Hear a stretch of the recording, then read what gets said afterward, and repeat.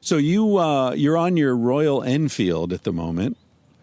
Now, why did you pick a Royal Enfield? It's a motorcycle, for those who don't know. Yeah, it's. I fell in love with the look of these bikes when I was over in Nepal in 2006, and I ended up getting it when I was living in Miami. I got it maybe 2000. Oh, it's 2012, and I just love the vintage look and the kind of I mean, it's a very Motorcycle Diaries looking bike. Yeah, you know? good movie. I mean, also a good movie. Another guy living his heroic destiny. Totally.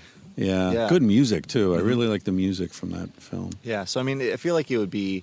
I mean, it'd probably be a different trip if I was riding a dual sport KTM bike or something like that. You know, with all my with all Gore-Tex waterproof, neon bright orange everything. Yeah. You know, but I'm kind of able to recreate a trip of a heroic trip of the type that I value. And you've got your old world goggles. Yeah. You know, you got your leathers. So you got this sort of classic vibe, and yet you say you got GPS in your headset. When I'm in the U.S., I definitely, I love the fact that I can talk to everyone. For example, traveling around the U.S., there's a lot that I really appreciate the conveniences of being able to, go into a grocery store and have all kinds of variety of things that I can eat, and and like knowing consistently where I can do things. So, it's not the same as say exploring Kazakhstan by motorcycle, but I want to do that kind of stuff too. Right. But for now, I mean, the United States is one of the most beautiful.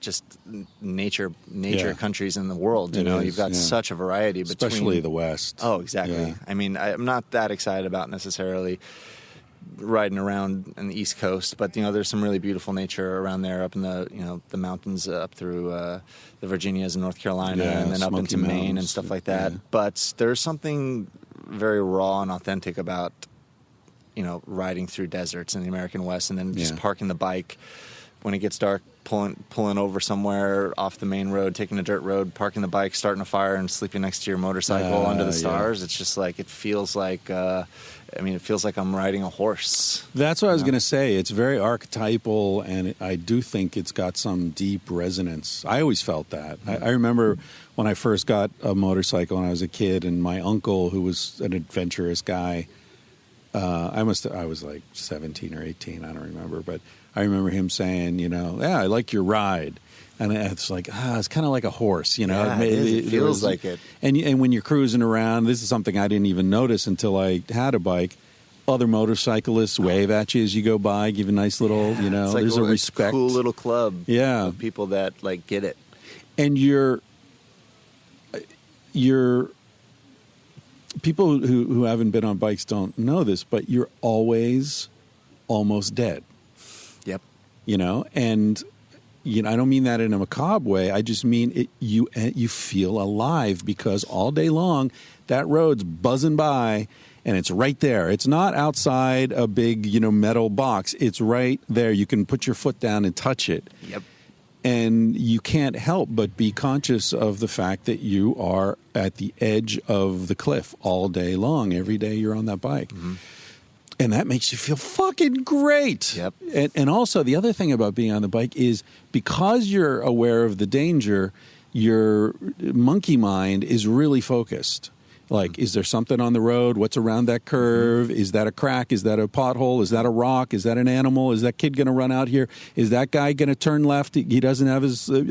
you learn to watch, like, the wheels, not the turn signal. You learn to look in people's eyes. You learn all these survival things that keep your conscious mind so occupied that... do you get, like, in altered states? Yeah, totally. Yeah. And some real... especially out on open stretches of road, a lot of...